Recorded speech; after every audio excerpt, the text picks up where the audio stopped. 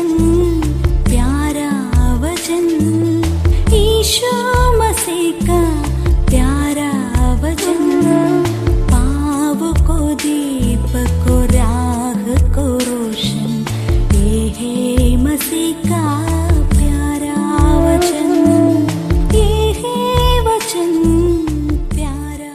परमेश्वर के धन्य नाम की महिमा हो। प्रभात मनन के सत्र 1829 में आप सभी का बहुत ही विनम्रता के साथ स्वागत करता हूँ। आज के मनन के लिए हम पढ़ते हैं इब्रानी अध्याय 4 पद 2।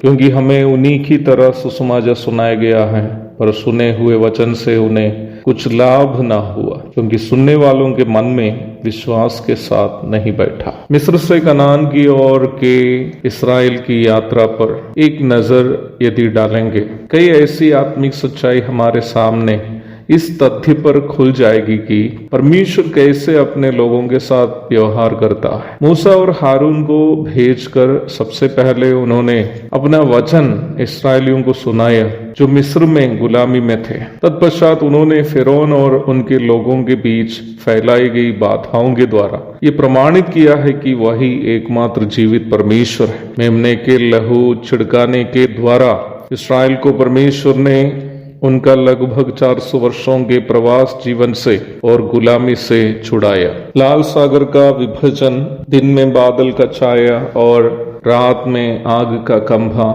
आदि बनकर उनकी अगुवाई, आकाश से मन्ना बरसाकर भोजन उपलब्ध कराना, मरुभूमि में पानी उपलब्ध कराना आदि आदि कार्यों से परमेश्वर यह चाह रहा था कि मूसा के द्वारा इस्राएलियों से कहा गया वचन इस्राएलियों के अंदर परमेश्वर पर विश्वास का अर्थात भरोसा के रूप में तब्दील हो। परंतु ये बड़ी दुखजनक बात है कि यहोशू, कालेब आदि चंद लोगों के मनों में ही परमेश्वर के द्वारा किए गए इन अद्भुत कामों के कारण उनसे बताया गया वचन विश्वास का रूप धारण किया। कनान की जासूसी करने के लिए भेजे गए इस्राएल के प्रधानों में से केवल यहोशू और कालेब ही यह विश्वास कर पाए कि जिस परमेश्वर ने उन्हें मिस्र से छुड़ाकर कनान के करीब तक अद्भुत तरीके से लाया, वही उन्हें कनान पर कब्जा करने के लिए भी मदद करेंगे। यहाँ मूल समस्या क्या थी?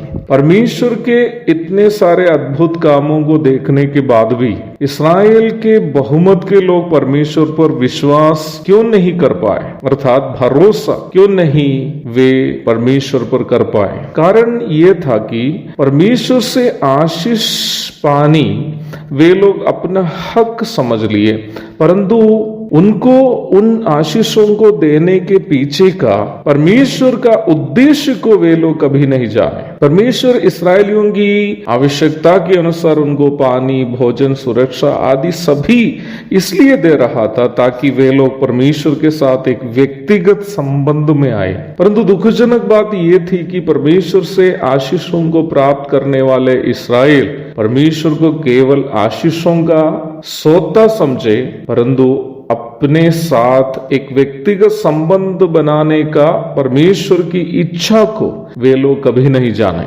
जब तक परमेश्वर के साथ एक व्यक्तिगत संबंध नहीं बनता हो, तब तक परमेश्वर पर भरोसा करना असंभव की बात है। ये चाहे इस्राएलियों के संबंध में हो या फिर हमारे संबंध में।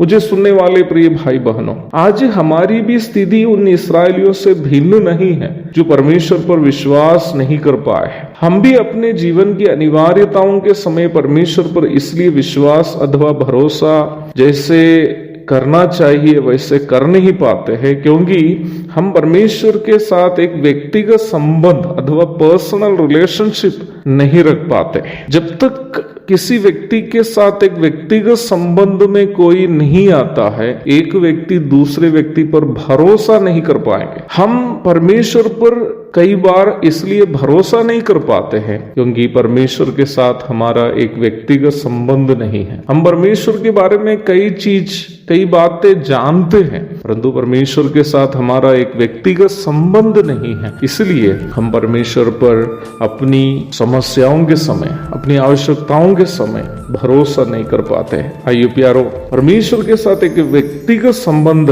का मसीही जीवन बिताने के लिए आज का मनन हम सबकी प्रेरणा करे। प्रभु के धन्य नाम की महिमा हो। आमीन।